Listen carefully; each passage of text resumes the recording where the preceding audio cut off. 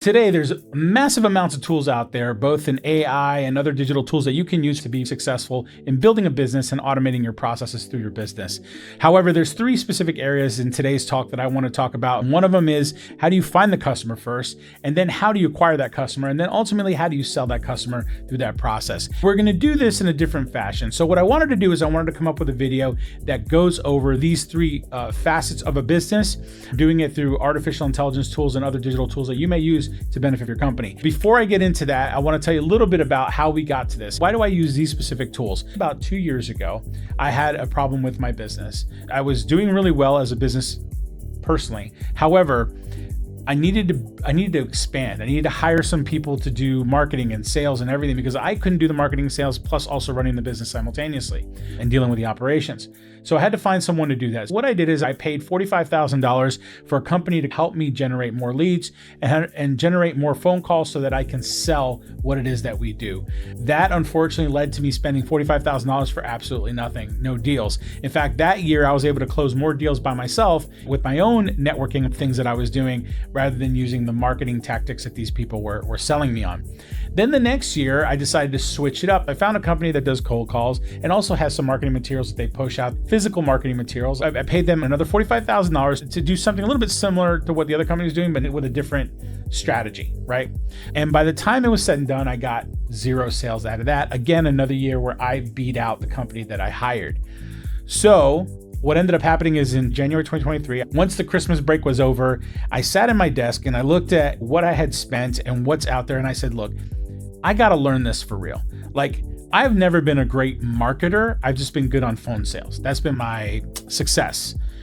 So I decided, okay, I'm going to take the same amount of money that I spent, not the 90, but the 45. And I'm going to go out and I'm going to talk and I'm going to hire the best people that know what they're doing in this space. So what I did is I went and hired the best coaches in social media, the best coaches in email marketing, the best coaches in online ads, the best coaching in all different areas. I even hired an expert copywriter. And I used all of my time with these coaches to learn the game and how the game is played. Now, I've always been a tech person. My company's a tech company. I'm a software engineer by trade. So I took the information they were providing me, and then I was able to find technology tools and even build my own tools at some point in order to be able to do the things that I'm going to be talking about in this video. Market segmentation and research. What do we use for that? So I'll tell you a little bit of a story. My company's called Grata Software. We're a software engineering consultancy company. When we first started, we didn't really have a target market. At the time, the industry was really hot. Everybody needed software done. So it was easy for us to get business without having to really know how to do marketing and how to go out and approach customers. And I know that sounds kind of counterintuitive and kind of dumb, actually, but the reality is that's just the way it was. I built $1 million business without even marketing for 8 years. Right? That's how easy it was to get business. But then when things started getting a little tighter, more competition, the economy started to drop, all those kind of things, that kind of forced us to have to really look at this, right? And look at the marketing side of this. So what we had to do first is we had to figure out who were the customers that we're actually going after. Normally, you would have to go to a library somewhere and do some research, or go to a university nearby and use some of their databases to find a certain market. But now with the advent of ChatGPT and Claude and all of these AI tools, we're able to do market segmentation and research to be able to narrow down exactly who we're going after. So what I use Claude for, that's the very first tool that I use. Claude is made by Anthropic. You can replace Claude with ChatGPT, but I create a prompt in there that'll tell me every market niche, sub-niche, and micro-niche in the industry that I'm working in. Now, what that does is the closer you get down to a micro niche, and let me give you an example. Custom software development is kind of a niche within software publishing. However, that's still broad. So what you need to do is you need to go a little bit tighter, right? So I had to do custom software development for healthcare, right? That's a little bit tighter. But then after that, I want to go even further tighter, right? And so the next one is AI development for oncologists, right? That is a very defined target niche, sub-niche, and micro-niche market. That's just an example. What we do is inside of Claude or ChatGPT, we define not just one, but find like 3 or 10 of each level. And what that does is it gives us something to look at and gauge what market we really want to get into. And you can't just make a decision based on that alone. The next tool that I use is called Perplexity. Perplexity is another AI tool that is more for research. And that's where I take this very information that I got out of ChatGPT or Claude, and then I do a deep dive into the size of the market and all the opportunities that are in that market. I do a pestle analysis, which is something that if you've ever done a master's program or an MBA or a business program at a college and learned how to do business strategy, that's what they teach. They teach you to do a pestle analysis, which are external environments that affect a business. And then you do Porter's 5 Forces, which is more of a internal market thing.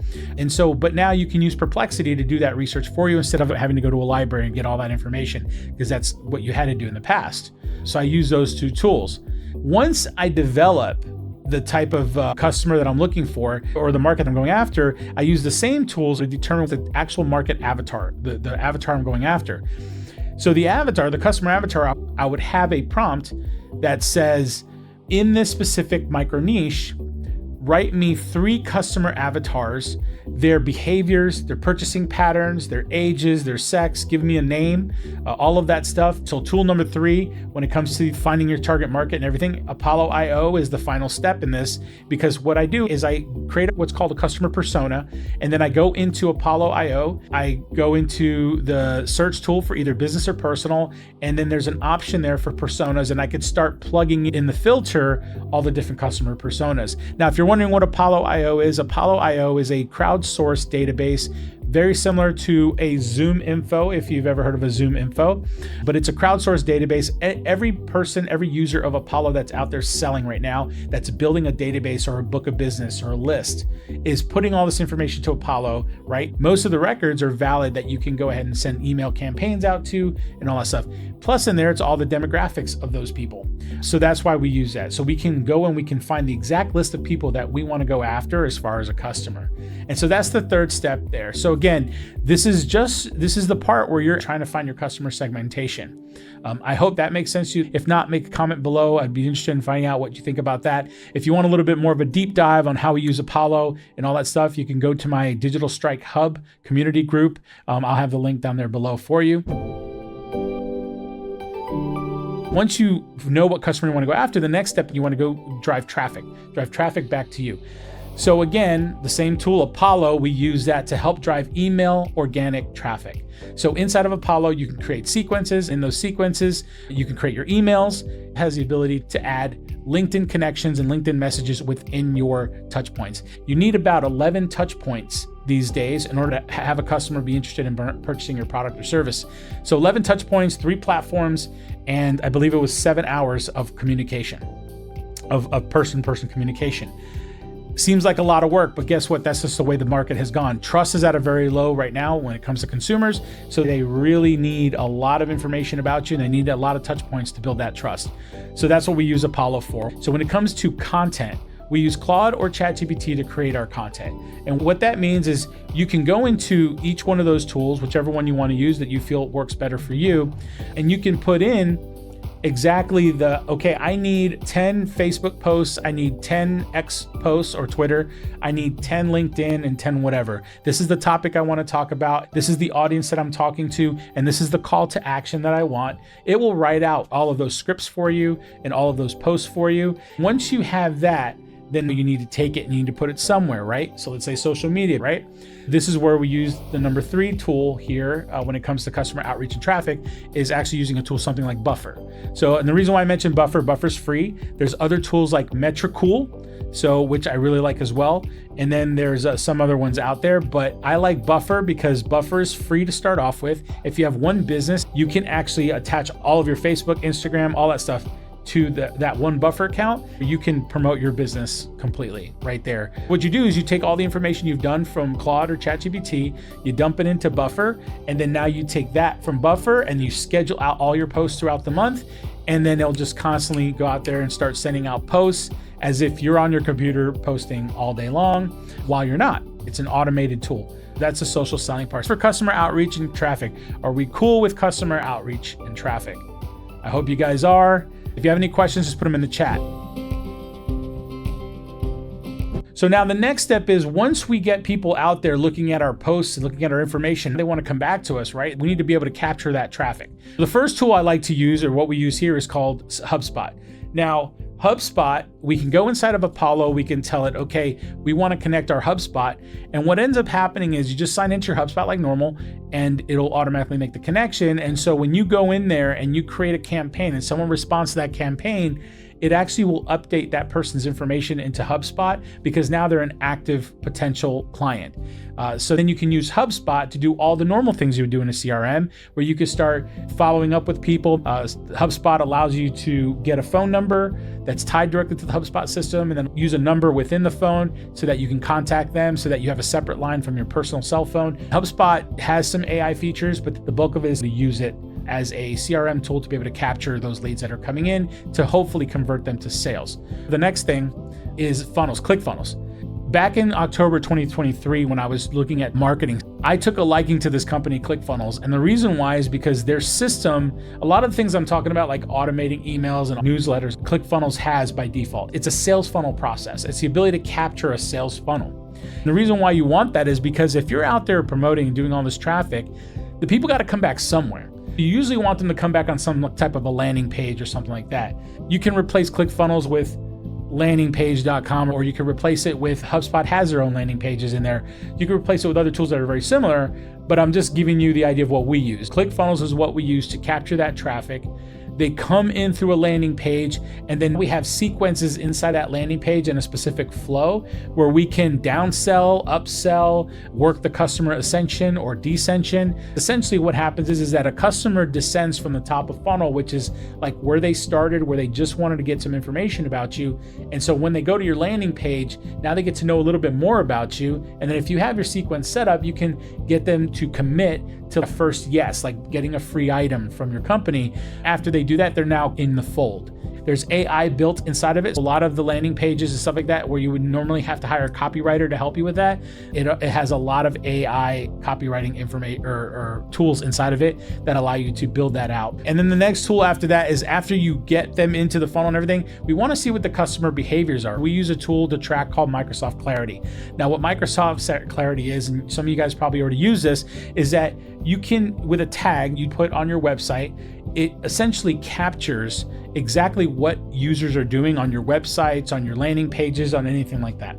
And what that does is you can see exactly the behavior. So let's say a perfect example is the other day I was looking at some of our landing pages, and I saw that a customer landed on our page, and for 17 seconds they just stared at the header.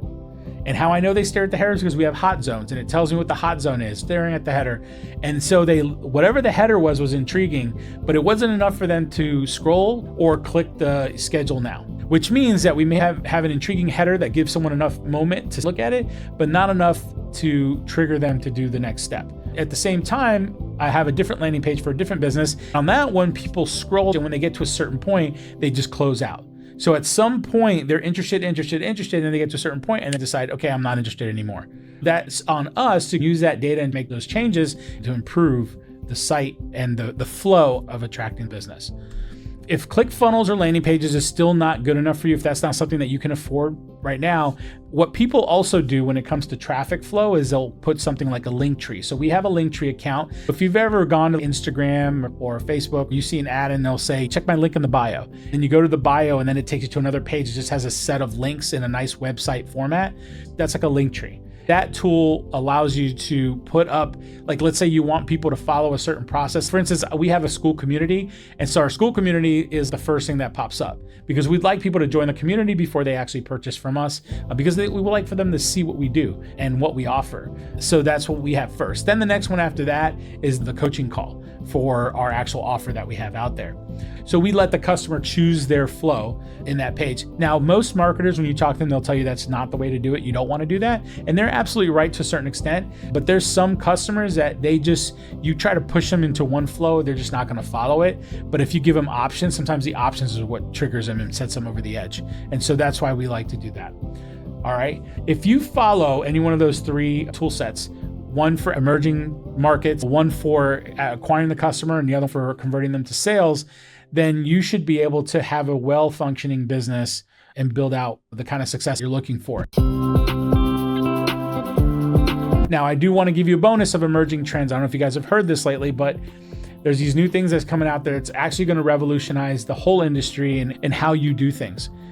And what it's called AI agents. So AI agents are autonomous agents that are handling tasks across multiple platforms, right? And it requires very minimal user input.